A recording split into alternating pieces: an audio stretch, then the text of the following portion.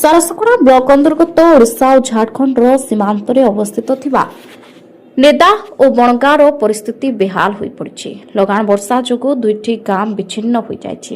ଲୋକମାନେ ପାଣି ଘେରରେ ରହି ହନ୍ତସନ୍ତ ହେଉଛନ୍ତି। ପ୍ରତ୍ୟେକ ବର୍ଷ ବର୍ଷା ଯୋଗୁଁ ପାଣି ମାଡ଼ିଯାଇ ଦୁଇଟି ଗାଁ ବିଚ୍ଛିନ୍ନ ହୋଇଯାଏ। ଜନସାଧାରଣ ପ୍ରଶାସନକୁ ଯେତେ ଅନୁରୋଧ କଲେ ମଧ୍ୟ ତାହା ପାଣିର ଗାର ହୋଇ ରହିଯାଏ। ଆଜି ବୁଧବାର ପାଣିର ପ୍ରକୋପ ଅଧିକ ହେବାରୁ ସେଠାକୁ ସାରସକଣା ବ୍ଲକର ଗୋଷ୍ଠୀ ଉନ୍ନୟନ ଅଧିକାରୀ ସୁମନ ରାଜା ମହାନ୍ତି, ସ୍ଥାନୀୟ ତହସିଲଦାର, ଅତିରିକ୍ତ ତହସିଲଦାର, ପୁଲିସ ପ୍ରଶାସନ, ଓଡ୍ରାଫ୍ ଟିମ୍, ସ୍ୱାସ୍ଥ୍ୟ ବିଭାଗ, ଗଣମାଧ୍ୟମ ପ୍ରତିନିଧି, ଭାରତୀୟ ଜନତା ପାର୍ଟିର ସାରସକଣା ମଣ୍ଡଳ ସଭାପତି ରାଜେନ୍ଦ୍ର ବିନ୍ଧାଣୀ ଓ ସାରସକଣା ବିଜୁ ଜନତା ଦଳର ସଭାପତି ମଣିଶଙ୍କର ବାରିକ ବନ୍ୟା ପ୍ରଭାବିତ ଅଞ୍ଚଳକୁ ବୁଲି ଦେଖିଥିଲେ। ପାଣି ଘେରରେ ଥିବା ଲୋକଙ୍କୁ ଉଦ୍ଧାର ମଧ୍ୟ କରାଯାଇ ରିଲିଫ୍ ବଣ୍ଟନ କରାଯାଇଥିଲା।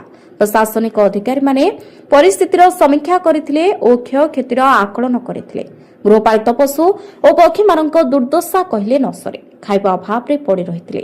ବନ୍ୟା ଆଗରୁ ସ୍ୱାସ୍ଥ୍ୟ ଅଧିକାରୀ ସଚିନ ବାରିକ, ଅତିରିକ୍ତ ଗୋଷ୍ଠୀ ଉନ୍ନୟନ ଅଧିକାରୀ ଓ ଅନ୍ୟମାନେ ଯାଇ 3 ଜଣ ଗର୍ଭବତୀ ମହିଳାମାନଙ୍କୁ ନେଇ ଶୀର୍ଷ ଡାକ୍ତରଖାନାରେ ଭର୍ତ୍ତି କରାଇଥିବା କଥା ଅବଗତ ହୋଇଥିଲା। ତେଣୁ ଜିଲ୍ଲାପାଳଙ୍କୁ ଅନୁରୋଧ, ଏହାର ତୁରନ୍ତ ପଦକ୍ଷେପ ଗ୍ରହଣ କରି କେମିତି ସ୍ଥାୟୀ ସମାଧାନ ହୋଇପାରିବ ତାହା ବନ୍ଦୋବସ୍ତ କରନ୍ତୁ। ସାରସକଣା ବ୍ଲକ ପ୍ରତିନିଧି ଦେବାଶିଷ ଶତପଥୀଙ୍କ ରିପୋର୍ଟ, 10 ଭୁଜା ଟିଭି।